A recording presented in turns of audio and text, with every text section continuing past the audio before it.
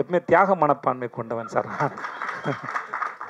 தான் நேசிக்கும் பெண்களுக்காக சகோதரியோ தாயோ மனைவியோ மகளோ அவர்கள் பேரில் வச்சு அவங்கள மனம் குளிர வைக்கிறது தான் நம்மளுடைய சந்தோஷம் சார். அதனால் ஸோ ராகவர்த்தினி பேரரசி ஆனதான் படத்தில் பிரச்சனை சார். அது செக் கேட்குதா உங்களுக்கு? ஓகே. 2 பேருக்கு மிஸ் அண்டர்ஸ்டாண்டிங் வந்தது, படம் பண்ண வேணாம்னு நினச்சோம். ஆனால் பண்ணும்போது அது வந்து ரொம்ப அழகான அனுபவம் ஆயிடுச்சு. கண்டிப்பாக அவர் நிறைய படம் பண்ணுவேன் நான். 2 பேருக்குள்ள ரொம்ப நாளாக இருந்த மனஸ்தாபம் வந்து நான் சொன்ன வார்த்தையை நீங்கள் கவனிச்சு நினைக்கிறேன். ஒரு சின்ன வயசு 2 பேரும் ரொம்ப அழகாக ஒரு பூ மலர்வது போல் மலர்ந்தது அப்படின்னு நான் சொன்னது. அப்போ 2 பேர் சமாதானம் ஆகிட்டு. 2 பேர் சமாதானம் கூட இல்லை. அப்படி ஒன்றும் சமாதானப்படுத்துற அளவுக்கு ஒன்றும் இல்லை. நடுவில் நிறைய பேர் நிறைய பேசியிருப்பாங்க. ஏதோ ஒரு சண்டைன்னு வச்சுக்கோங்களேன், அவ்வளோதான் வச்சுக்கோங்களேன். ஆனால் சொல்ல வந்த விஷயம் அதில் இல்லை. இப்படி இருந்தால் நாங்கள் ரொம்ப நேசிச்சு ரொம்ப அன்பாக அழகாக ஒரு படம் பண்ணியிருக்கோன்னு சொல்ல வந்தது தான் அதை சொன்னது. மகாராஜா அங்கே வந்து பெரிய லெவல் போயிருக்கு. அடுத்து அந்த ரசிகர்களுக்கு திணி போடணும் இல்லையா? இந்த படங்களும் அங்கே செல்லுபடி ஆகுமா சார்? மகாராஜா அங்கே செல்லுபடி ஆகும்னு தெரியாது சார் எனக்கு. ஓகே. என் கிளைகள் எங்கே பிறந்தாலும் வேறு என் மண்ணில் இருக்கிறது தான் சார் ரொம்ப பிடிக்கும் எனக்கு. ஸோ அதனால் இது என் இடம், இது என் ஊர், என் மொழி, என் மக்கள். ஓகே. எப்போ படம் பண்ணாலும் என்னோட கணக்கு இங்கே தான் இருக்கும். என் ஊரில் என் மக்களுக்கு பிடிக்குதான்னு பார்ப்போம். மற்றபடி நான் ஹிந்தியில் படம் பண்ணுறேன் அப்படின்னா அந்த மொழி பேசுகிறவங்களுக்கு பிடிக்கும், அவ்வளோதானே ஒழிய. ஏன்னா அவங்களுக்கு அந்த வாழ்க்கை பழக்கம், நமக்கு இந்த வாழ்க்கை பழக்கம். ஸோ ஆனால் நான் என் ஊரில் படம் பண்ணும்போது அது என் மக்களோட தொடர்பில் இருக்கணும், அது கனெக்ஷன் பண்ணணும். Opening okay sir. சரி சார், இங்கே நான் தான் ஒன்றும் இல்லை. இதுக்கு 500 கிலோமீட்டர் பிரயாணம் போனால் ஒரு 5-6 கிலோமீட்டர் மனசுலேயே நிற்கும், ஒரு 5-6 இடங்கள் நிற்கும் அப்படின்னு சொன்னீங்க. இதுக்கப்புறம் பாண்டியராஜ் அவர் கூட பிரயாணம் போவீங்களா என்ன? ஏன்னா 2 பேருமே பேசிக்கிட்டதில் ஒரு பூடகமாக ஏதோ ஒரு தெரிஞ்சுது எங்களுக்கு. ஏதோ ஒரு சின்ன சண்டை சச்சரவு, அது என்ன இது? செக் கேட்குதா உங்களுக்கு? ஓகே. 2 பேருக்கு மிஸ் அண்டர்ஸ்டாண்டிங் வந்தது, படம் பண்ண வேணாம்னு நினச்சோம். ஆனால் பண்ணும்போது அது வந்து ரொம்ப அழகான அனுபவம் ஆயிடுச்சு. கண்டிப்பாக அவர் நிறைய படம் பண்ணுவேன் நான். அவருடைய எழுத்தும் அவர் யோசிக்கிற விதமும் அவர் மெனக்கிடுற விதமும் அதுக்கு அவ்வளோ சிரத்தை எடுத்துப்பாப்புல. இந்த படம் ஒரு படத்தை எடுக்கிறது மட்டும் இல்லை, ஒரு படம் உங்கள் மக்கள்கிட்ட வந்து சேர்ற வரைக்கும், தேட்டரை விட்டு போகிற வரைக்கும் அது என்னென்ன பண்ணணுமோ அத்தனையும் யோசிக்கக்கூடிய ஒரு மனுஷன். அவ்வளோ பொறுப்பாக அதை செய்யக்கூடியவர். விஜய் சேபி சார், இந்த படம் தலைவின் தலைப்பு டைரக்டரும் பேசும்போது சொல்லிட்டாரு, டைவர்ஸை பற்றி நிறைய பேசுதுன்னு. கணவன் மனைவி ரிலேஷன்ஷிப் தான் அப்படிங்கிற மாதிரி தெரியுது. ஆமாம் சார். ஒரு 5 வருஷம் 10 வருஷம் ஆகிட்டுனா கணவன் மனைவிக்குள்ள ஒரு அண்டர்ஸ்டாண்டிங் வரும். இவங்க இப்படி தான் திருந்த மாட்டாங்க, நம்ம அட்ஜஸ்ட் பண்ணணும், விட்டு கொடுக்கலாம் அப்படின்னு கணவன் மனைவிக்கு ஒரு அண்டர்ஸ்டாண்டிங் வரும். இந்த புதுசாக வரவங்களுக்கு நிறைய சண்டை பிரச்சனை, அது இப்போலாம் நிறைய டைவர்ஸ் ஆகுது. உங்களோட அனுபவத்தில் ரிலேஷன்ஷிப், கணவன் மனைவி ரிலேஷன்ஷிப் நல்லா இருக்குன்னா என்ன செய்யணும், எப்படி விட்டு கொடுக்கணும், என்ன மாதிரி போகணும்னு சொல்லுவீங்க சார்? முதல்ல இதுக்கு ஒரு பொதுவாக சொல்கிறதுக்கு எதுவும் இருக்கான்னு எனக்கு தெரியாது. ஏன்னா அது 2 பேருடைய தனிப்பட்ட பர்சனல். ஓகே. ஆனால் சில சமயம் நம்மளாம் முடிவு எடுக்கிறோம்ல, பண்ணிக்கலான்னு தோணுது, சில சமயம் சண்டை போடலான்னு தோணுது. அது டைம் கொடுத்து பார்க்கலான்னு இருக்குது, வேகமாக இல்லாமல் கொஞ்சம் டைம் கொடுத்து பார்க்கலான்னு இருக்குது. அதுவுமே அவங்களுடைய சொந்த இதுதானே முடிவு தானே ஒழிய வெளியிருந்து ஒருத்தர் சொல்ல முடியுமில்லை. பட் அவசரப்பட வேணாங்கிறது தான் அதிகபட்சம், வேறு ஒன்றும் இல்லை. கொஞ்சம் டைம் கொடுத்து பார்க்கலாமா அப்படிங்கிறது தான், வேறு ஒன்றும் இல்லை. இப்போ நீங்கள் வந்து ஒரு மிகப்பெரிய பக்குவப்பட்ட நடிகர், இண்டஸ்ட்ரி பற்றி எல்லா விஷயங்களும் தெரியும். தெரியாது சார்? இல்லை தெரியும். இல்லை, நான் என்ன சொல்கிறேன்னா, ஒரு படத்துக்கு ஒரு நடிகர் கமிட் ஆகும்போது சம்பளம் வாங்குறீங்க, எல்லா வசதிகளும் இருக்குது. என்ன வசதி சார்? இல்லை, என்ன வசதி படத்து அது உங்களுக்கு தான் தெரியும். நான் சொல்கிறேன், அப்புறம் சொல்கிறேன். நீங்கள் இல்லை என்னன்னா, படத்தில் நடிக்கும்போது கஷ்டங்கள் இருக்கும், நஷ்டங்கள் இருக்கும். சண்டை போட்டேன், இது பண்ணல, எனக்கு பிடிக்கல, ஒத்துக்கலை அப்படிங்கிற விஷயம் மற்ற நடிகர்கள் சொல்லலாம். ஆனால் இப்போ நீங்களே வந்து கஷ்டப்பட்டு சண்டை ஆச்சு, மறுபடியும் சிறப்பாக இருந்துச்சு அப்படிங்கிற ஒரு மனநிலையும் சொல்கிறீங்க. அது உங்கள் வாயிலேருந்து வரக்கூடாதுன்னு நாங்கள் எதிர்பார்த்தோம். ஐயா இல்லையா, நான் இதை தான் அது ரொம்ப முக்கியமான விஷயம். 2 பேருக்குள்ள ரொம்ப நாளாக இருந்த மனஸ்தாபம் வந்து நான் சொன்ன வார்த்தையை நீங்கள் கவனிச்சு நினைக்கிறேன். ஒரு சின்ன வயசு 2 பேரும் ரொம்ப அழகாக ஒரு பூ மலர்வது போல் மலர்ந்தது அப்படின்னு நான் சொன்னது. ரொம்ப அழகாக மலர்ந்துச்சு. ஸோ இங்கே வந்து சண்டைகளும் ரொம்ப நாள் இல்லை, அது புரிஞ்சிக்காமல் இருக்குது. 2 பேரும் ஒரு நாள் புரிஞ்சிக்கும் போது அது தலைவன் மாதிரி ஒரு அற்புதமாக படமாக வளர்ந்து நிற்குதுன்னு அதை சொல்ல வருது. இது சொல்கிறது ஒரு பிரச்சனையும் இல்லை. இப்போ எங்களை சுற்றி எங்கள் 2 பேரும் நடுவில் ஒரு 100 பேர் இருந்திருப்பாங்களா? 100 பேருக்குமே தெரியும். ஏன் இந்த படம் பண்ணும்போது பாண்டியராஜ் சார்ட்ட வந்து கேட்டிருக்காங்க, உங்களுக்கு விஜய் சேதுக்கு செட் ஆகாது, நீங்கள் அவரோட படம் பண்ணுறீங்க. அப்போ 2 பேர் சமாதானம் ஆகிட்டு. 2 பேர் சமாதானம் கூட இல்லை. அப்படி ஒன்றும் சமாதானப்படுத்துற அளவுக்கு ஒன்றும் இல்லை. நடுவில் நிறைய பேர் நிறைய பேசியிருப்பாங்க, ஏதோ ஒரு சண்டைன்னு வச்சுக்கோங்களேன், அவ்வளோதான் வச்சுக்கோங்களேன். ஆனால் சொல்ல வந்த விஷயம் அதில் இல்லை. இப்படி இருந்தால் நாங்கள் ரொம்ப நேசிச்சு ரொம்ப அன்பாக அழகாக ஒரு படம் பண்ணியிருக்கோன்னு சொல்ல வந்தது தான் அதை சொன்னது. Director sir and hero sir, sir 2 பேருக்கும் ஃபஸ்ட்டு வந்து இந்த ஸ்கிரிப்ட் எழுதும்போது விஜய் சேதுபதி சார் தான் வரணும், வந்தால் அவர்கிட்ட போய் நம்ம எப்படி அப்ரோச் பண்ணுவோம்னு சொல்லிட்டு ஒரு விஷயம் இருக்குது. ஏன்னா ஏற்கனவே நீங்கள் 2 பேருக்குள்ள சின்ன ஒரு விஷயம் நடந்துன்னு இருக்குது. அது எழுதும் போது என்ன உங்களுக்கு தோணுச்சு? அப்புறம் சார் உங்களுக்கு டேரக்டர் சார் கால் பண்ணும்போது உங்களுக்கு என்ன தோணுச்சு? இல்லை, நாங்கள் சண்டைக்கு அப்புறம் மிஸ்கின் சாருடைய பிறந்த நாளில் ஒன்று சேர்ந்துட்டோம். அதனால் சண்டை ஏதோ விளையாட்டுக்கு ஆரம்பித்தோம். அது தலைப்பே வந்து விஜய் சேதுபதி பாண்டராஜ் சண்டைன்னு தான் வந்துருமோன்னு இதாக இருக்குது. சண்டை உண்மைதான், நடந்தது தான். ஆனாலும் அருவாள் அவர் எடுக்கலை, நான் கத்தி எடுக்கலை, துப்பாக்கி எந்த ஆயுதமும் எடுக்கலை. நீ எப்படி நான் எப்படின்னு கையையும் நீட்டிக்கலை. ஒரு சின்ன மனஸ்தாபம், அது பெரிய மனஸ்தாபமாக மாறிச்சு. சரி ஓகே, வாழ்க்கையில் உங்களை நானும் படம் பண்ணோம், நீங்களும் படம் பண்ண வேண்டாம், பிரிஞ்சிட்டோம். அன்பாக தான் பிரிஞ்சோம், சண்டைகள் வார்த்தையெல்லாம் இல்லை. அப்புறம் மிஸ்கின் சார் அவர் பிறந்தநாள் கூப்பிட்டாரு. அங்கே போயிருக்கும்போது பார்த்தா அவர் என்ட்ரி ஆகுறாரு. இப்போ இந்த மனுஷனை நம்ம இப்போ எப்படி ஃபேஸ் பண்ணுறது, நம்ம விலைக்கு போயிடுவோமான்னு நான் யோசிக்கிறேன். அவரும் அந்த மனநில் வந்தாரா என்னன்னு தெரில. சரி ஹாய் சொல்லிடுவோமா, இல்லை அப்படியே விலை ஓரமாக ஒரு ஈகோ இருக்கும்ல, பொதுவாக மனிதனுக்குள்ள ஒரு ஈகோ இருக்கும்ல, அந்த ஈகோ எனக்கு கொஞ்சம் அதிகம் இருக்குன்னு வச்சுக்கங்களேன். ஓடிக்கிட்டே இருக்குது, கேக் வெட்டுவோம் அப்படின்னு மிஸ்கின் சார் கூப்பிட்றாரு. அப்புறம் அந்த கூட்டத்தோட மிங்கிள் ஆகிட்டேன். இந்த கூட்டத்துக்கு அந்த மனுஷன் நம்மளை பார்க்க போகிறான் அப்படின்ட்டு மிங்கிள் ஆகிட்டான். திடீர்னு பார்த்தா கேக் வெட்டிக்கிட்டு இருக்கும்போது ஒரு கை வந்து அப்படி கழுத்தோடு இழுக்குது. இழுத்துட்டு பார்த்தா திரும்பி பார்த்தா இவர், என்ன தலைவா,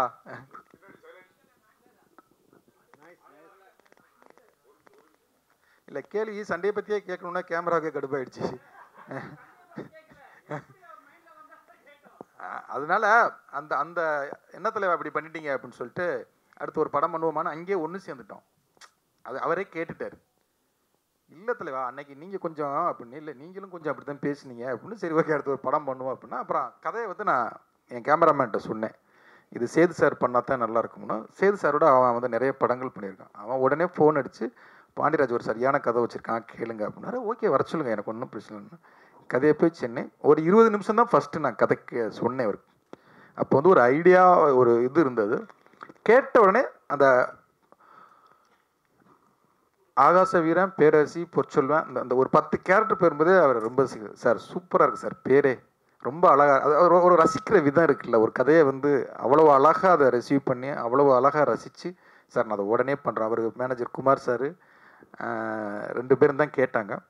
அது கேட்ட உடனே ஒருத்தரை பார்த்து சூப்பராக இருக்குது, நம்ம பண்ணிடுவோம் சார் அப்படின்னாங்க. அப்படி தான் அந்த அன்பா அழகாக ஸ்டார்ட் ஆனது சார்.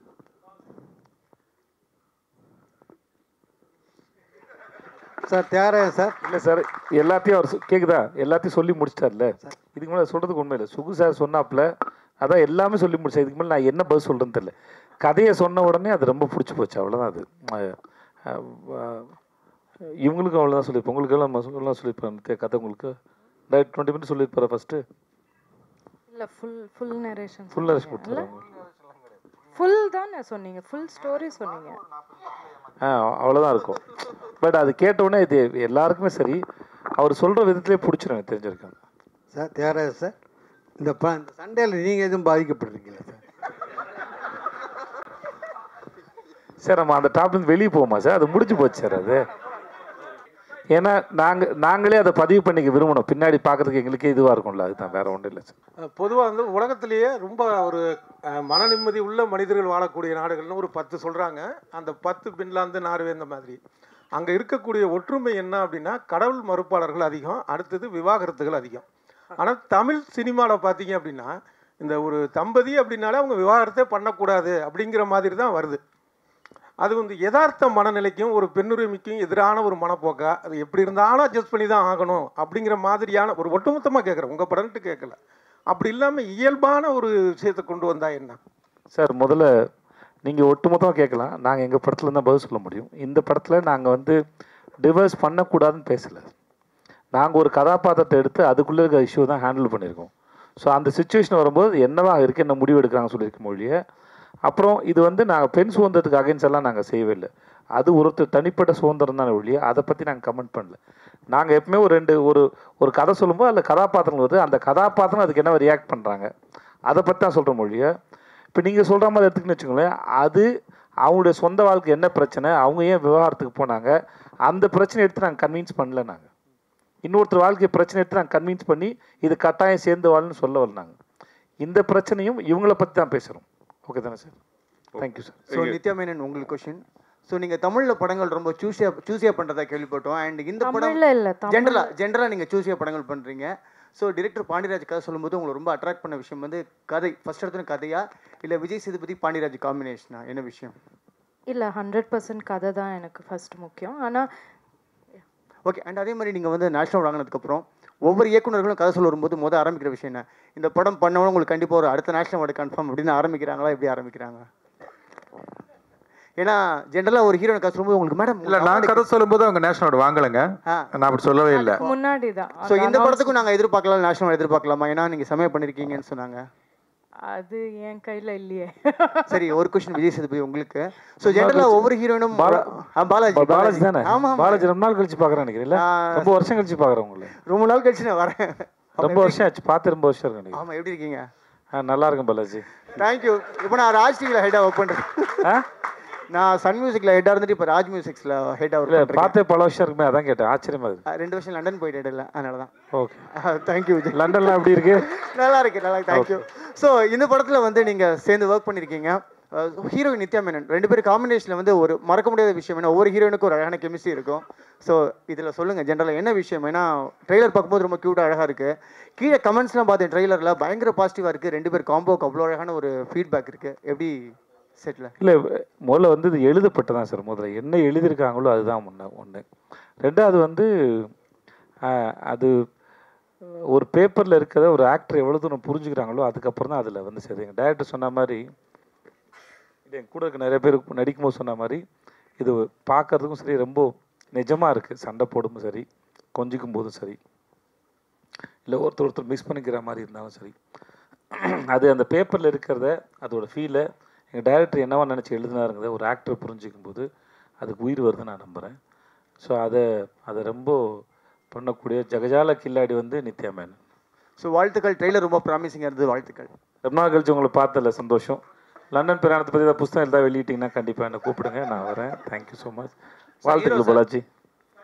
ஹீரோ சார், இங்கே சார் சொல்லுங்க. மாஸ்டராக நடிச்சிருக்கீங்க, சமையலுக்காக ஏதாவது ஹோட்டலில் போய் கற்றுக்கிட்டீங்களா எப்படி சார்? சார், என் ஆஃபீஸ்லேயே பக்கத்தில், என் ஆஃபீஸ் விரும்பாத்துலைங்க சார், பக்கத்தில் ஒரு ஹோட்டலில் இருந்து அவங்க மூடின ஹோட்டலோட ப்ராப்பர்ட்டி இருந்தது. பரோட்டா கல் இது வந்தது. மாஸ்டர் வர வச்சு ஒரு 2 months கிட்ட நான் ப்ராக்டிஸ் பண்ணேன் சார். நான் பரோட்டா போடுவேன் சார். நான் தேங்க்யூ சார். அப்புறம் கைத்தொழில் ஒன்றை கற்றுக்குள், கவலை உனக்கில்லை ஒத்துக்கொள்ன்ற மாதிரி சார் எனக்கு இனிமேல் வந்து அதெல்லாம் ட்ரை பண்ணுவோம். அது ஒரு நாள் இவங்கெல்லாம் சாப்பிட்டாங்க. நீ தான் சாப்பிட்ட, என் ஆஃபீஸ் எல்லாம் சாப்பிட்டாங்கம்மா.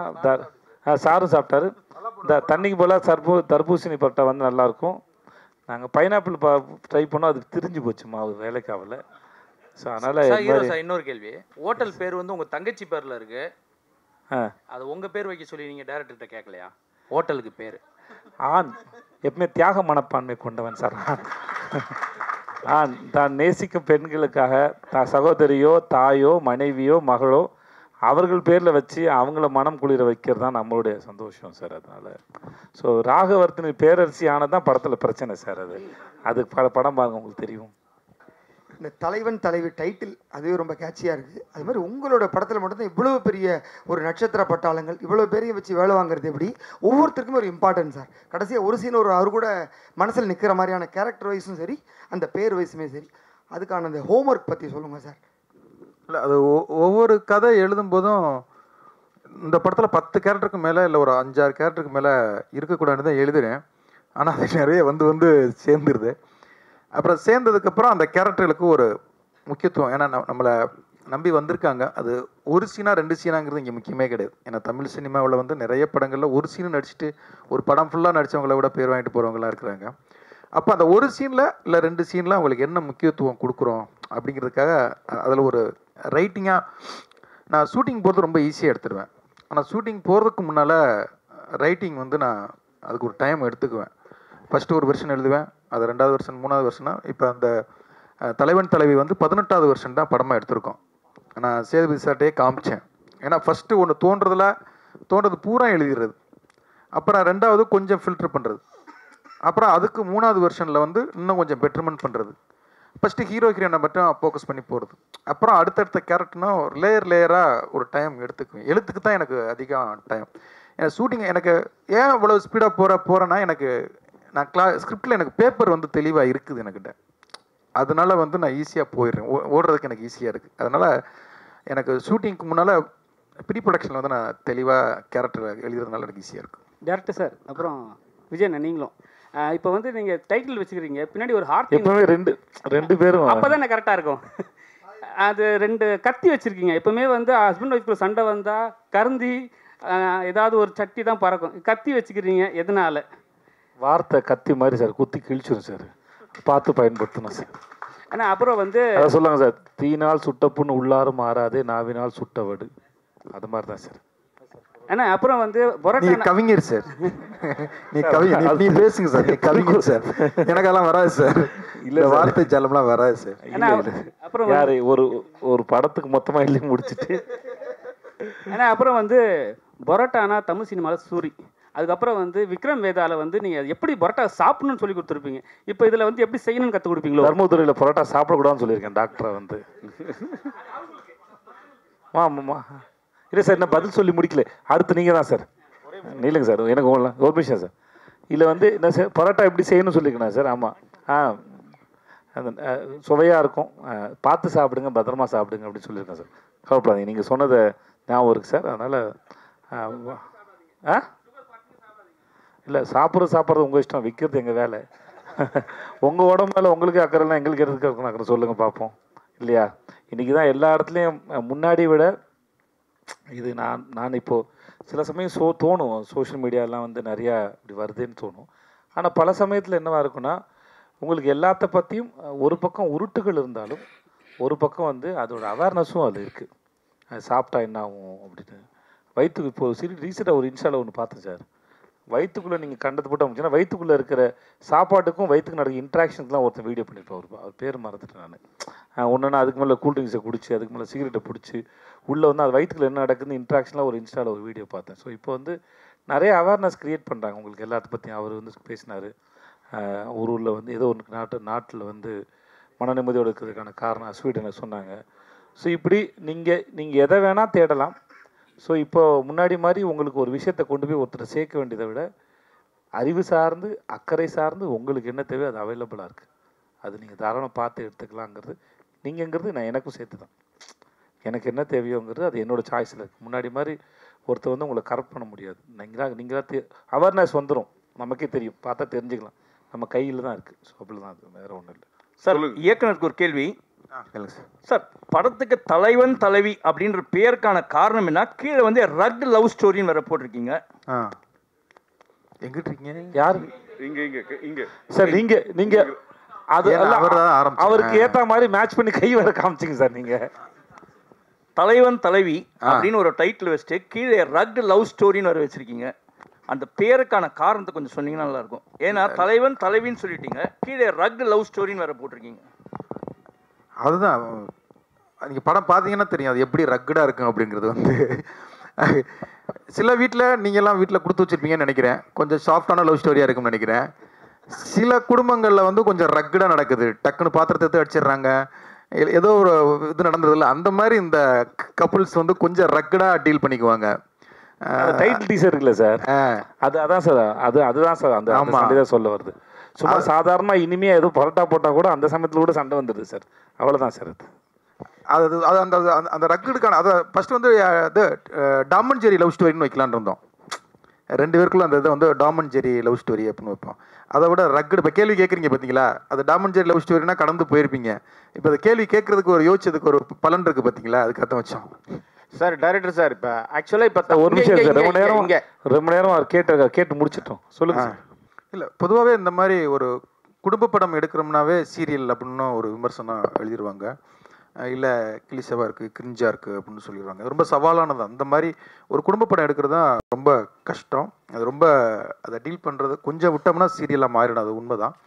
இந்த படமும் ஒரு கணவன் மனைவி உறவை எடுத்து பேசும்போது கொஞ்சம் விட்டோம்னா ட்ராமாவாக மாறிடும். அதுதான் சொல்லலை, ரைட்டிங்க்குன்னு டைம் எடுத்துக்கிட்டேன். அதை நீங்கள் படம் பார்க்கும்போது தெரியும், நிறைய கனெக்ட் ஆகக்கூடிய விஷயங்கள் நிறைய வந்து அதுக்குள்ளே இருக்கும். இன்னொன்று, இதை வந்து இப்போ நீங்கள் இந்த வருஷமே எடுத்துக்கிட்டிங்கன்னா பார்த்தீங்கன்னா குடும்பஸ்தானாக இருக்கட்டும், லப்பர் பந்தாக இருக்கட்டும், டூரிஸ்ட் ஃபேமிலியாக இருக்கட்டும், மாமன், எல்லாமே வந்து குடும்ப படங்களுக்குள்ள மக்கள் வந்து விரும்பி பார்க்க ஆரம்பிச்சிட்டாங்க. நிறைய உறவுகள் வந்து என்னதான் பிரிஞ்சிருந்தாலும் தனித்தனியாக இருந்தாலும் அவங்களுக்குமே ஒரு திருவிழாவோ ஒரு கல்யாண அதுவோ ஒரு சடங்கோ ஒரு தேவைப்படுது. அந்த மாதிரி வந்து உறவுகள் வந்து என்றைக்குமே அதை வந்து தவிர்க்கவே முடியாது. இன்னைக்கு இல்லை, அது பாசமலர் காலத்து மட்டும் இல்லை, கடைக்குட்டி சிங்கம் காலம், தலைவன் தலைவி காலம் கிடையாது. இன்னும் 10 வருஷம் சென்றும் இந்த படங்கள் ஜெயிச்சுக்கிட்டே தான் இருக்கும். ஏன்னா நம்ம எல்லாருமே எமோஷ்னல் இடியட்ஸ் தான். எமோஷ்னலுக்கு நம்ம அட்டாச் பண்ணிடுவோம். இப்போ நான் சமீபத்தில் வெளியில் வந்து ஒரு ஃபாரின் போயிருந்தேன். அங்கே 2 டால்ஃபினை வச்சு ஒரு ஷோ பண்ணியிருந்தாங்க. அந்த டால்ஃபின் வந்து அதுக்கு உணவு அந்த டைம் வரைக்கும் போட்டு கொடுக்காம வச்சுருப்பாங்க போல். அந்த 2 மீனை தூக்கி போடுவாங்க, அந்த டப்புக்குன்னு பிடிக்கும். அதுக்கப்புறம் ஒன்று சொல்லுவாங்க, அது போய் டைவ் அடிக்கும், பலூனை கொண்டு வந்து மேலே போடும். ஒரு ஷோ பண்ணிக்கிட்டே இருக்காங்க. ஆனால் ஒவ்வொரு தடவை அது பண்ண அந்த 2 மீன் பீஸை தூக்கி போட்டுக்கிட்டே இருப்பாங்க. அந்த மீன் பீஸுக்காக அது அவங்க சொல்கிறத பூரா கேட்குது. அது பயங்கர எமோஷனாக இருந்தது. அது 2 பேரை அதோடைய மூக்கில் வச்சுக்கிட்டு அதை தலையில் வச்சுக்கிட்டு சல்லுன்னு கொண்டு போய்கிட்டு இருக்கு. அந்த சீன்லாம் பார்க்கும்போது எனக்கு பொலன்னு கண்ணீர் கொட்டிருச்சு. ஏன்னா அவ்வளோ எமோஷனாக இருந்தது. திரும்பி பார்க்கனே அங்கே ஒரு ஃபாரின் லேடி அவங்க அழுதுகிட்டு இருக்காங்க. அதுதான் எமோஷன். அப்போ எமோஷன் வந்து நீங்கள் டைட்டானிக் ஜெயிச்சதாக இருக்கட்டும், அவதார் ஜெயிச்சதாக இருக்கட்டும், இப்போ இன்றைக்கி குடும்பஸ்தான் ஜெயிக்கிறதா இருக்கட்டும், டூரிஸ்ட் எமோஷன் வந்து எப்போவுமே நமக்கு வந்து முக்கியமானது. நம்ம எல்லாருமே வேர்ல்டு வைடு அது கனெக்ட் ஆகும். அது இந்த படத்தில் நிறைய கனெக்ட் ஆகிருக்கு. அதான் ஷூட்டிங் பார்க்குறவங்க எல்லாருமே வந்து இது எங்கள் ஸ்டோரி, இது எங்கள் அண்ணன் கதை மாதிரி இருக்குது அப்படின்னாங்க. அப்போ நம்ம ஈஸியாக அந்த குடும்பத்துக்குள்ளே வந்துடுறோம்ல, அதை கண்டிப்பாக ஜெயிக்கிறதுக்கான எல்லாமே இருக்குதுல்ல. சார் இயக்குனர் சார், இங்கே கோடங்கி பேசுகிறேன். வணக்கம். நல்லா இருக்குல்ல? நல்லா இருக்கேன் சார். சார் ஆக்சுவலாக வந்து இப்போ தமிழ் சினிமாவுடைய சமீபத்திய ட்ரெண்ட் என்னென்னா பேன் இண்டியா ஃபிலிம், இல்லைனா வந்து பயங்கரமாக அடிதடி வெட்டு குத்து ரத்தம் எல்லாமே பார்த்தீங்கன்னா அந்த மாதிரியான படங்களாக போயிட்டு இருக்கும்போது நீங்கள் பெரும்பாலும் ஃபேமிலி அஃபெக்ஷனாகவே நிறைய படங்களை கொண்டு போயிட்டு உறவு விஷயங்களை, உறவு சிக்கல்களை எப்படி நம்ம வந்து ஒருத்தருடைய அந்த அஃபெக்ஷன் எப்படி அப்படின்றத தொடர்ந்து பண்ணிக்கிட்டே வரீங்க. இன்றைக்கி இருக்கிற தயாரிப்பாளர்களும் இந்த மாதிரி உறவு சிக்கல் படம் இல்லைனா வந்து ஒரு ஃபேமிலி அஃபெக்ஷன் படம் எடுக்கிறதுக்கு தயாராகவே இல்லைன்னு தான் சமீபத்திய படங்கள் நமக்கு உணர்த்துது. பெரிய பிரபலங்கள் இப்போ நம்ம சேதுபதி அவர்கள் மாதிரிலாம் பெரிய நடிகர்கள்லாம் பெரும்பாலும் பார்த்தீங்கன்னா அவங்க ஒத்துக்கிறாருன்னா எல்லா படத்துக்கும் ஒத்துக்கிறாரு. அதாவது என்னென்னா நல்ல கண்டென்ட் இருந்தால் ஒத்துக்கிறாரு. மற்ற பெரும்பாலான நடிகர்கள் வந்து பேன் இண்டியாவாக இருக்கணும், அந்த லாங்குவேஜ் இந்த லாங்குவேஜ் எல்லாரையும் போட்டுட்டு இருக்காங்க இல்லையா. இந்த கதையை இவ்வளவு ஒரு நல்ல ஒரு ரிலேஷனாக கரெக்டாக ஃபேமிலியாக இருக்கிற அஃபெக்ஷன் கதையை எப்படி தயாரிப்பாளரை எப்படி நீங்கள் இம்ப்ரெஸ் பண்ணீங்க? இந்த கதையை எப்படி வந்து சார் ஒத்துக்கிட்டார் தயாரிப்பாளர் சார்? இல்லை, அவங்க ஏற்கனவே விசுவாசம் பண்ணியிருக்காங்கல்ல, அதுக்காகத்தான் இந்த கம்பெனிக்கு நாங்கள் வந்தோம். இந்த கதை அப்படிங்கும்போது குமார் சார் ஒரு 3 ப்ரொடியூசர் சொன்னார். ஆனால் இந்த கதையை வந்து உடனே அவங்க ஒத்துக்குவாங்க அப்படின்னு நாங்கள் இருந்ததுக்கு, ஏன்னா அவங்க பண்ணதுக்குள்ளே இது எல்லாமே இருக்குது. இல்லை, அன்றைக்கி வந்து ப்ரொடியூசர் ஒத்துக்க மாட்டாங்கலாம் கிடையாது. இன்னொன்று பாண்டியராஜ்னா பசங்க வச்சு தான் படம் பண்ணுவார்னு ஒன்று இருந்தது. அதை உடைக்கிறதுக்காக கஷ்டப்பட்டு போய் பண்ணால் இப்போ குடும்ப படங்கள் மட்டும்தான் பண்ணுவார்னு இருக்கு. இதையுமே உடைக்கணும் அப்படின்னா நான் சேது சார்ட்ட வேற ஒரு கதை ஒன்று சொல்லி வச்சுருக்கேன். அது சுத்தமாக ஃபேமிலியாக இருக்காது. ஆனால் தயாரிப்பாளர்கள் வந்து உங்களுக்கு குடும்ப கதை நல்லா வரும் சார், நீங்கள் குடும்பம் பண்ணுங்கன்னு தான் கேட்குறாங்க. என்னைக்கு மீட் பண்ணுற ப்ரொடியூசர்ஸ் ஹீரோஸ் எல்லாமே அது குடும்ப கதைகள் தான் இது பண்ணுறாங்க. அதனால் ஹீரோக்கள் வந்து குடும்ப கதைகளை அவாய்ட் பண்ணுறதோ ப்ரொடியூசர்ஸ் அவாய்ட் பண்ணுறதோ கிடையாது. அது எல்லாருக்குமே வந்து இன்றைக்கி தலைவன் தலைவி பயங்கரமாக ஓடிடுச்சு அப்படின்னா எல்லா ஹீரோலுமே இதே மாதிரி ஒன்று. இப்போ கடைக்குட்டி சிங்கம் ஓனதுக்கப்புறம் சிவகார்த்திகன் வந்து சார் கடைக்குட்டி சிங்கம் மாதிரியே ஒரு படம் பண்ணுங்கிறது தான் நம்ம வீட்டு பிள்ளை. இப்போ தலைவன் தலைவி ஓடிடுச்சு அப்படின்னா அடுத்த ஹீரோக்கள் வந்து தலைவன் தலைவி மாதிரி ஒரு படம் பண்ணுங்கன்னு தான் கேட்பாங்க. அதனால் வந்து ஃபேமிலிக்கானது. ஏன்னா லவ் படம் எடுத்தோம்னு வச்சுக்கோங்களேன், 2 டிக்கெட் தான் போகும். நான் எப்போவுமே அதான் சொல்லுவேன், 2 டிக்கெட் தான் போவோம். ஹாரர் எடுத்தோம்னா ஒரு 4 டிக்கெட்டு 3 டிக்கெட் போவோம். அது ஆடியன்ஸ் வந்து பிரிஞ்சு போகும். ஆனால் குடும்ப படம் எடுத்தோம்னு வச்சுக்கோங்களேன், 10 டிக்கெட்டு 20 டிக்கெட்டு 40 டிக்கெட்டு 50 டிக்கெட்லாம் போகும். படம் பிடிச்சிருச்சுன்னா வாட்ஸ்அப் குரூப்பில் போட்டாங்கன்னா அது பிச்சுக்கிட்டு போயிட்டே இருக்கும். அப்படி தான் வந்து கடைக்குட்டி சிங்கத்துக்குலாம் டிக்கெட் கிடைக்கல, நம்ம வீட்டு பிள்ளைகளே டிக்கெட் கிடைக்கல. அதே மாதிரி அதுக்குன்னு ஒரு ஆடியன்ஸ் இருக்காங்க. அந்த ஆடியன்ஸ் தான் நம்ம இந்த படத்துக்கான இது. அவங்கள டார்கெட் பண்ணுறது எங்களுடைய இதுவும் கண்டிப்பாக இது. அதாக இது ஃபேமிலி படம்னு மட்டும் கிடையாது. எதுக்கு ரெக்கார்ட் லவ் ஸ்டோரி போட்டிருக்கோம்னா இது லவ் பண்ணுறவங்களுக்கு நிறைய கனெக்ட் ஆகும். ஏன்னா ஃபர்ஸ்ட் ஹாப்பில் வந்து லவ் எபிசோடு வந்து நிறைய வச்சுருக்கோம். ஆஃப்டர் மேரேஜுக்கு முன்னால் பிஃபோர் மேரேஜ் வந்து நிறைய சீன்ஸ் இருக்குது. அதனால் எல்லாருக்குமான படம் அது கண்டிப்பாக இருக்கும். பாண்டியராஜ் சார், நம்ம ஊர் கிளிக்கு கவலைப்படாது, நீங்கள் டால்ஃபினுக்கு கவலைப்பட்டிருக்கீங்க. இது நம்ம ஊர் கிளி ஒரு நெல்லுக்கு ஒரு ஒரு இது பண்ணுவோம் ஜோசியம் பார்க்கறதுக்கு, அதுக்கு கவலைப்படாத நீங்க. அது கவலைப்படலாம் நான் சொல்ல, சமீபத்தில் ஒரு ஷோ பார்த்துருந்தேன் சொன்னேன், ரொம்ப மனசை பார்த்துச்சிருச்சுன்னு சொன்னீங்க. சரி, ஆமாம் நீங்கள் அழுதுடுவீங்க. Senthil sir, producer Senthil sir, 2 பேரும் டார்ச்சர் பண்ணாங்கன்னு பேசிட்டு இருக்கீங்க. இதில் விஜய் சேதுபதி டார்ச்சர் பெருசாக பண்ணாரா இல்லை பாண்டியராஜ் நிறையா டார்ச்சர் பண்ணாரா? எங்களை பொறுத்த வரைக்கும் அவங்க பாட்டு ஒர்க் பண்ணிகிட்டே இருந்தாங்க, எந்த டார்ச்சரும் கிடையாது. அவர் பாண்டியராஜ் சார் பொறுத்த வரைக்கும் என்னென்னா அவருக்கு வேலை நடக்கணும். அவர் காலைல போய் 7 மணிக்கு போனார்னா துருன்னு ஏதாவது அவர் பாட்டு ஏதோ எடுத்துகிட்டே இருப்பார். அதனால் அவர் கண்டினியூஸ்லி ஒர்க்கிங் தான், வேறு எதுவுமே பண்ண மாட்டார். அதனால் அவர் பொறுத்த வரைக்கும் எந்த டார்ச்சரும் எங்களுக்கு வந்ததே கிடையாது. இது மாதிரி எவ்வளோ அமைதியாக எந்த படைப்பிடிப்பும் எங்களுக்கு ரொம்ப வருஷம் கழிச்சு நடந்தது. அது ஃபேமிலி படங்கள் பற்றி சொல்கிறாங்க. ஏன்னா ஒரே ஒரு பாயிண்ட் நான் சொல்லிக்கிறேன். சேட்டலைட் ரேட்டிங் பொறுத்த வரைக்குமே பார்த்தீங்கன்னா இன்றைக்கி குடும்ப படங்கள் கடைக்குட்டி சிங்கம் தான் விஜய் டிவியில் இருக்கலே அதுக்கு அதிகமாக தான் டிஆர்பி ரேட்டிங் பெற்ற படம். அதே மாதிரி விஸ்வாசமும் சமீப காலத்தில் சன் டிவியில் அதிகமான டிஆர்பி ரேட்டிங் பெற்ற படம். அதனால் குடும்ப படங்கள் வந்து நம்ம அவங்க ஃபேமிலி ஆடியன்ஸை நம்ம வந்து ஏதோ கம்மியாக மதிப்பிடுற மாதிரி இருக்குது. நீங்கள் வால்ட் டிஸ்னி எப்படி வளர்ந்தது? வால்ட் டிஸ்னியே வளர்ந்தது குடும்பத்துக்காக படத்தினால தான் வால்ட் டிஸ்னியே வந்தது. நீங்கள் அவங்க ஸ்டோரிஸ்லாம் பார்த்தீங்கன்னாவே நிறைய நம்ம ஆதி காலத்து கதை முறைகளை விற்று அவங்களே ஸ்டோரிஸ் பண்ணுறாங்க, கதைகள் பண்ணுறாங்க, கதைக்களங்களே. அதனால் உங்களுக்கு எங்களை பொறுத்த வரைக்கும் இது அவங்க சொன்ன மாதிரி அமைதியான ஷூட்டிங். அதுவும் நீங்கள் அந்த பூண்டி கருப்பர் கோயிலெலாம் போனீங்கன்னா ரொம்ப அற்புதமான கோயில், அதான் யாரும் பார்த்துருக்கவே மாட்டாங்க. சார், ப்ரொடியூசர் செந்தில் சார், உங்களுக்கு தான் இந்த கேள்வி. இப்போல்லாம் வந்து ப்ரொடியூசர் வர்றது அவர் பையனை நடிக்க வைக்கிறதுக்கு இல்லை அவர் நடிக்கிறதுக்கு அப்படி தான் வராங்க பெரும்பாலும். நீங்கள் ஆள் பார்த்தீங்கன்னா ஜிம் பாடி ஒயிட்டாக பயங்கரமாக இருக்கீங்க. நீங்கள் ஒரு வில்லன் கேரக்டர் அப்புறம் அப்படியே மெல்ல ஹீரோ இல்லை அப்படி பண்ண ஐடியா இருக்கா? ஏன்னா இன்றைக்கெல்லாம் இல்லை ஒரு நிமிஷம் சொல்லிடுறேன் நான். ஏன்னா அப்பா தாத்தா வழியில் அதெல்லாம் வேணான்னு இருக்கீங்களா? இது ஏன்னா எங்களை மாதிரி யூடியூபர்ஸுக்கு இன்றைக்கி ஒரு முகம் ஏதாவது ஸ்க்ரீனில் காட்டினோம்னா நல்லா என்ன ரிவ்யூ நல்லா போட்டாலும் கெட்டதாக போட்டாலும் 300 பேர் 500 பேர் தாண்ட மாட்டேங்கிறாங்க. எங்களுக்கு சினிமா மாஸ் தேவைப்படுது. இன்றைக்கி வெளியில் வந்து நடிகராக இருந்தால் தெரிகிற அளவுக்கு மற்றவங்க தெரிய மாட்டேங்கிறாங்க. அந்த ஐடியா நடிப்புக்கு திறமை வேணும். நான் வந்து விளையாட்டு வீரராக இருந்தேன். நான் தமிழ் ஒலிம்பிக் அசோசியேஷன் பொருளாளராக இருக்கிறேன், கூடைப்பந்து சங்கம் தலைவராக இருக்கிறேன், ரக்பி தலைவராக இருக்கிறேன் இந்தியாவுக்கு.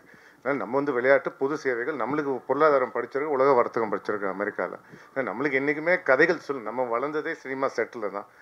காக்கி சட்டையிலேருந்து எல்லாம் குழந்தைய வந்து வளர்ந்து பார்த்துருக்கனால எங்கள் அப்பா வளர்ந்ததும் சினிமா செட்டில் தான், கல்யாண பரிசுலேருந்து எல்லாமே. அதனால் எங்களுக்கு என்றைக்குமே நல்ல கதைகள் சொல்லணும். சினிமா நீங்கள் வந்து எல்லாருமே என்ன பண்ணுறீங்கன்னா, நம்ம தமிழ்நாட்டை வந்து இன்றைக்கி ஒரு முதன்மை மாநிலம் சினிமா துறையில் இருக்குது தமிழ்நாடு ஒண்டி தான். இன்றைக்கி வந்து மாடர்ன் தேட்டர்ஸ் பண்ணது யாரும் பண்ணதே கிடையாது. அன்றைக்கி வந்து அமெரிக்கா யூஎஸ்சி பல்கலைக்கழகத்துலேருந்து எல்லாரும் வந்து மாடர்ன் தேட்டர்ஸில் வந்து பயிற்சி எடுத்தாங்க. இவர் டங்கன் வந்து எங்கேருந்து வந்தார்? வெளியிலேருந்து தானே வந்தார். ஆனால் அதெல்லாம் மறந்துடும். இப்போ வந்து ஹைதராபாத்தை தூக்கி பிடிக்கிறீங்க. நீங்கள் தான் வந்து தமிழ் கலாச்சாரம் அவ்வளோ பெரிய சிந்தனையாளர்கள் நம்ம தமிழ் சினிமாவில் இருந்திருக்கிறாங்க. அதனால் அதை நம்ம தான் விட்டோம். அதனால் அது நீங்கள் தான் வந்து தூக்கி பிடிச்சி சொல்லுவோம். எல்லாமே ஹைதராபாத்ன்றீங்க. அன்றைக்கி சந்திரலேகா வந்து 48 பண்ணி எவ்வளோ படங்கள் இப்போ 8 லாங்குவேஜில் பண்ணாங்க, 8 மொழியில் பண்ணாங்க. அன்றைக்கி ஹாலிவுட் பட்ஜெட்டுக்கு சமமான பட்ஜெட் சந்திரலேகா. அது நம்ம தானே விட்டோம். நம்ம பேன் இண்டியாங்கிறது நம்ம பண்ணியிருக்கோம். இப்போ ஒன்றும் இல்லை. இப்போ எங்கள் வீனஸ் பிக்சர்ஸ் அவருக்கு வந்து அவர்களே அவர் வந்து பாலுபலிக்கு இதுன்னு ராஜ்குமார் படத்தை வச்சு இங்கே வந்து ஊருக்குள்ளே பண்ணியிருக்காரு. அதே வந்து தெலுங்குல வந்து மஞ்சிவாடும் ஏனார் வச்சு பண்ணியிருக்காரு. அம்ஷக்கல் ராஜேஷ் கண்ணா வச்சு பண்ணியிருக்காங்க. அதே மாதிரி அமர் தீபம்ங்கிற படத்தை இந்தியில் அப்போ தேவானந்த் வச்சு எடுத்திருக்காங்க, சிவாஜி ஃபிலிம்ஸ் கூட சேர்ந்து. ஸோ நிறைய விஷயங்கள் நம்ம பண்ணியிருக்கோம். நம்ம தான் வந்து பழைய கதையை நம்ம தூக்கி பிடிக்கல. ஹைதராபாத்காரங்க தூக்கி பிடிக்கிறாங்க, நம்ம பண்ணுறது கிடையாது. அதான் விஷயம். சார் சரி சார், உங்களுக்கு ஒரு கொஸ்டின். ப்ரொடியூசர் செந்தில் சார் பேசுகிறப்போ, அவர் தான் பேசினார்னு நினைக்கிறேன், பேசுகிறப்போ உங்களை வந்து டென்சில் வாஷிங்டன் ஏதோ சொன்னார், சைனாவில் ஹாங்காங்கில். அப்படி இப்போ இந்த மாதிரி படம் பண்ணுறப்போ அதையும் மனசில் வச்சு பண்ணுவீங்களா? ஏன்னா இப்போ இது ஃபேமிலி சப்ஜெக்ட்டு. மகாராஜா அங்கே வந்து பெரிய லெவல் போயிருக்கு. அடுத்து அந்த ரசிகர்களுக்கு திணி போடணும் இல்லையா? இந்த படங்களும் அங்கே செல்லுபடி ஆகுமா? சார், மகாராஜா அங்கே செல்லுபடி ஆகும்னு தெரியாது சார் எனக்கு. ஓகே,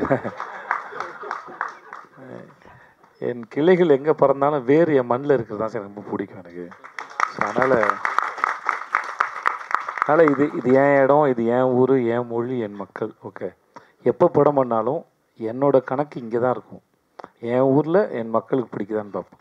மற்றபடி நான் ஹிந்தியில் படம் பண்ணுறேன் அப்படின்னா அந்த மொழி பேசுகிறவங்களுக்கு பிடிக்கும், அவ்வளோதானே ஒழிய.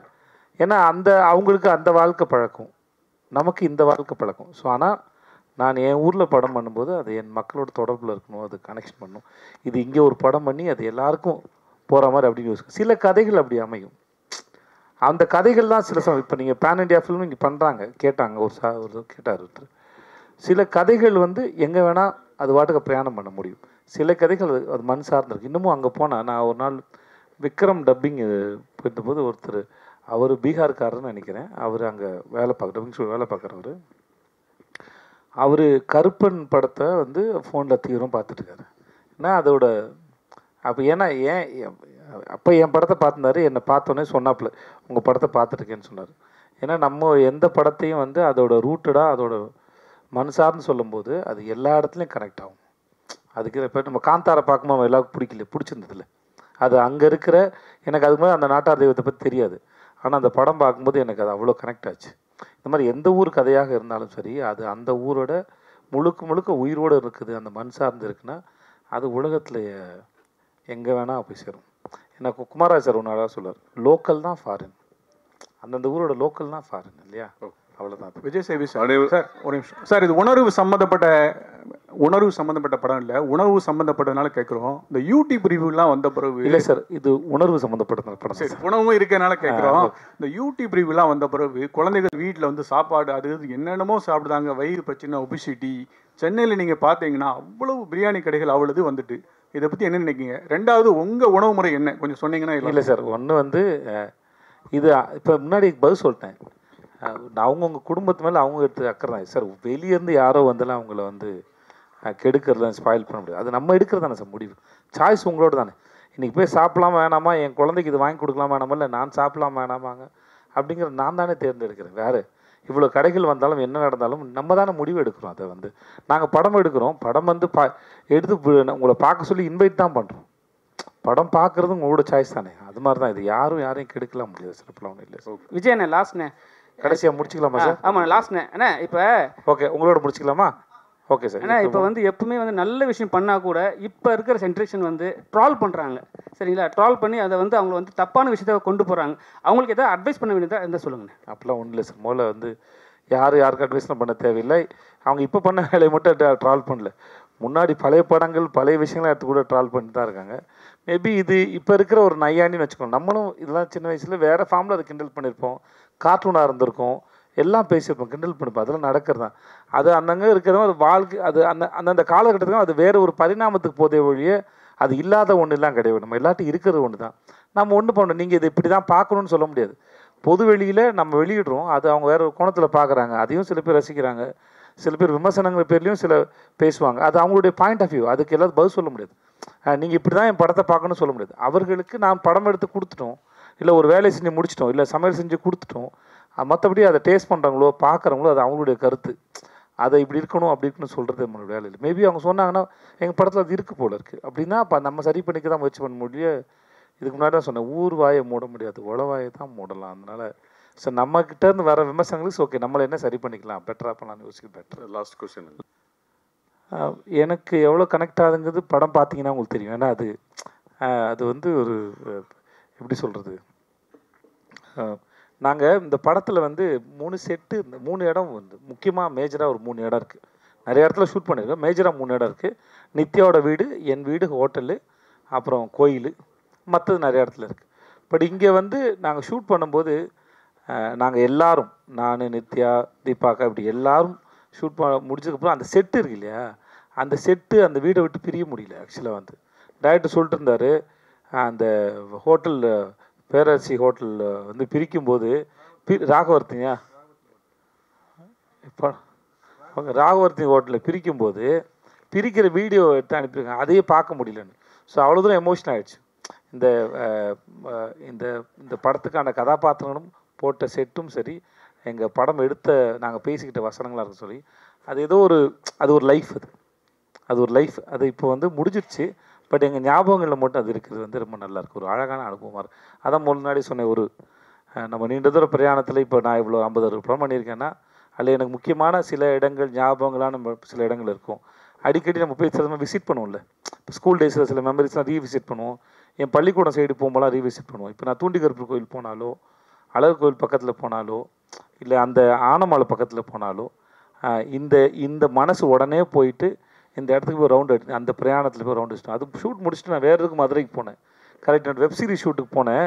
அப்போ அவருக்கு ஃபோன் பண்ணேன், சார் நான் மதுரைக்கு வந்துட்டேன், ஹோட்டல் தங்கியிருக்கேன், அதே ஹோட்டல் தங்கியிருக்கேன் சார், ஆனால் நாளைக்கு காலைல நம்ம ஷூட்டுக்கு போவேங்கிற ஆர்வத்திலே மனசு இருக்குது சார் அப்படின்னு சொன்னேன். ஸோ அந்த அளவுக்கு இந்த கதையும் வேலை பார்த்த அனுபவங்களும் அப்படி இருந்தது. ஹீரோயின் மேடம், ஒரு கேள்வி. அதாவது நீங்கள் அருமையாக நடிப்பீங்க. நான் கூட ஏன் தொடர்ந்து பண்ண மாட்டேன், தமிழை விட மலையாளத்துக்கு அதிக முக்கியத்துவம் கொடுக்குறீங்களோ? ஏன்னா மலையாள ஆர்டிஸ்ட், மலையாளத்துலேருந்து வரவங்களாம் இங்கே சூப்பர் ஸ்டார் ஆகிடுறாங்க, அதாவது ஹீரோயின்ஸு இங்கேயே அப்படி செட்டில் ஆகிடுவாங்க. நீங்கள் மட்டும் தமிழில் ஒரு படம், ஒரு வருஷத்துக்கு ஒரு படம் அந்த மாதிரி தான் பண்ணுற மாதிரி தெரியுது. என்ன காரணம்? நான் மலையாளம் படம் பண்ணவே இல்லைங்க.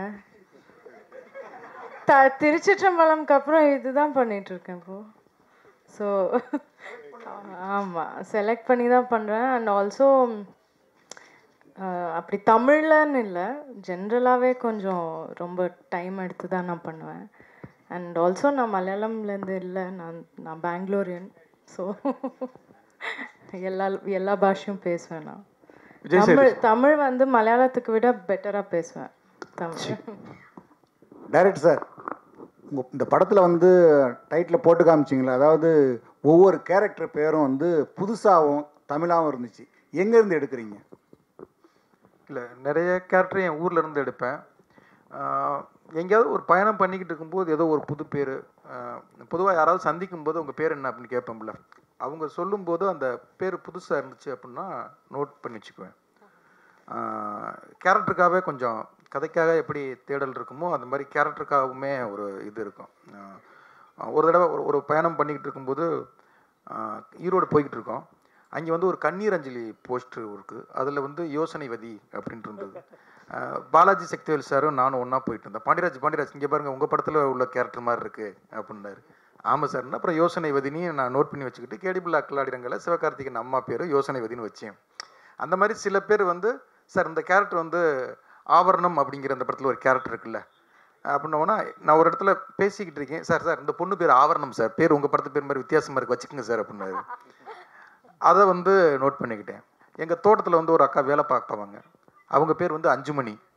அது போன இடத்துல வந்து தேவதர்ஷினி கேரக்டருக்கு வந்து அஞ்சுமணின்னு வச்சேன். அதனால் அங்கங்கே கிடக்கிறத புறக்கி எடுத்துக்கிறது தான். டைரக்டர் சார், எனக்கு அந்த கடைக்குட்டி சிங்கத்தில் கண்ணுக்கினியால் வந்து ரொம்ப பிடிச்சி பேர், அது ரொம்ப அழகாக இருந்தது. அது பாண்டியன்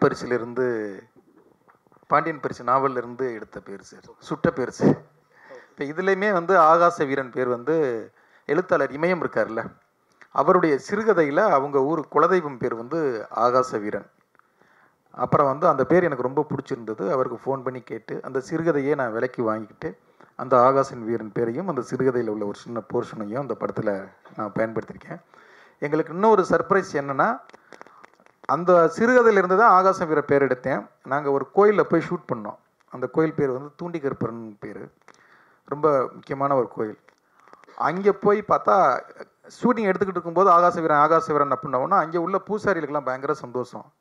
அந்த கோயிலில் உள்ள ஒரு பேர் பார்த்தோம்னா ஒரு விளக்கு மாடம் மாதிரி இருந்தது, அதில் ஆகாச வீரன் வம்சம் அப்படின்னு எழுதியிருந்தது. அந்த பேரத்தை நான் எடுத்து படம் பண்ணிக்கிட்டு இருக்கேன். டைட்டிலே ஆகாச வீரன்லாம் நான் எழுதினீங்களே, எல்லாரும் நிறைய பேர் எழுதியிருந்தாங்க ஆகாச வீரன் தான் டைட்டில் அப்படின்னு. அது எங்களுக்கு பயங்கர சர்ப்ரைஸாக இருந்தது. நான் எங்கேயோ எடுத்தது, எந்த இடத்துல போய் ஷூட் பண்ணுறோமோ அங்கே ஒரு ஆகாச வீரன் பேர் இருக்கும்போது எங்களுக்கு பெருசாக நிறைய கனெக்ட் ஆச்சு. அப்படி தான் அங்கேருந்து எடுத்துக்கிறது தான். டைரக்டர் சார், டைரக்டர் சார், கொத்து பரோட்டாவை வச்சு ஒரு பாடல் முழுக்க எடுத்திருக்கீங்க. எனக்கு சார் கொத்து பரோட்டாவை வச்சு ஒரு எடுத்திருக்கீங்க, நல்லா இருக்கு. ஆனால் அந்த பரோட்டா அதிகமாக சாப்பிட்டா சுகர் வரும்னு ஏதாவது ஜிகே சேர்த்து விட்டுருக்கீங்களா வசனத்தில்? ஆமாம், கார்டு வேணால் போடலாம் சார். இல்லை, எதை சாப்பிட்டாலுமே பரோட்டா மட்டும் இல்லை சார், இன்னைக்கு சார் நம்ம அரிசி சோறு சாப்பிட்டா கூட சுகர் வருதுன்னுலாம் கிளப்பி விடுறாங்க சார். அதனால் வந்து எல்லாத்துலேயுமே இன்னைக்கு உணவு வந்து ஒரு அரசியலாக மாறிடுச்சு. எல்லாத்துலேயுமே வந்து எதை அதிகமாக சாப்பிட்டாலும், பிரியாணி அதிகமாக சாப்பிட்டாலுமே பிரச்சனை வரும் சார். அரிசியை விட மைதா அதிகம், அதனால சொல்கிறேன். வேணா பரோட்டா வரதுல வேணா சொல்லிடுறேன், பரோட்டா அதிகம் சாப்பிட்றதுல வேணா புகை பிடிக்காதீர்கள்னு கார்டு போடுறது மாதிரி வேணா பரோட்டா அதிகம் சாப்பிடாதீர்கள்னு ஒரு கார்டு போட்டுறேன் சார். என்னென்னா சென்சாருக்கு அனுப்பிட்டேன் சார், வேணா ட்ரை பண்ணி பார்க்குறேன் சார். இல்லை விருப்பமே இல்லாமல் அப்படி இல்லை. நம்ம நினைக்கிறது ஒன்றா இருக்கும். அவங்க சம்பளம் ரீதியாக ஒரு பிரச்சனைகள் இருக்கலாம், அவங்க கால் ஷீட்டு பிரச்சனையாக இருக்கலாம், அந்த மாதிரி அமையாமல் இருந்தது. மற்றபடி விருப்பம் இல்லாமலாம் ஒர்க் பண்ணுறது கிடையாது. எல்லா கேரக்டருமே அது ஹீரோயின் மட்டும் கிடையாது.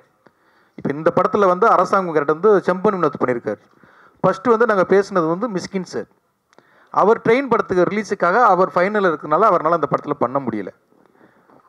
அவர் இல்லையே அப்படிங்கிறது வந்து அவர் பண்ணியிருந்தா வேற ஒரு இதுவாக இருக்கும். ஆனால் இதில் வந்து செம்பன் வினோத் இன்னும் அவர் ஒரு இதில் அழகாக பண்ணியிருக்காரு. அதனால வந்து ஐயோ மிஸ்கின் சார் இருந்திருந்தா இன்னும் அப்படி இல்லை, இவர் ஒரு நித்யாவுடைய அப்பாவா வேற மாதிரி அழகாக பண்ணிட்டார். அதனால எல்லா கேரக்டருமே ஹீரோயின் மட்டும் கிடையாது, எல்லா கேரக்டர்லையுமே நினச்சது அமையாது. இதில் அவனுக்கு எல்லாமே நினச்சது.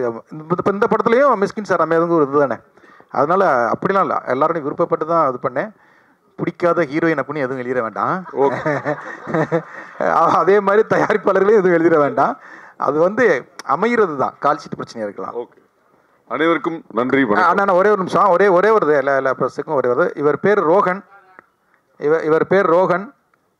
இவர் வந்து இந்த படத்தில் தம்பி கண்ணா அப்படிங்கிற கேரக்டரில் விஜய் சேதுபதி சாருடைய தம்பியாக அந்த படத்தில் நடிச்சிருக்காரு.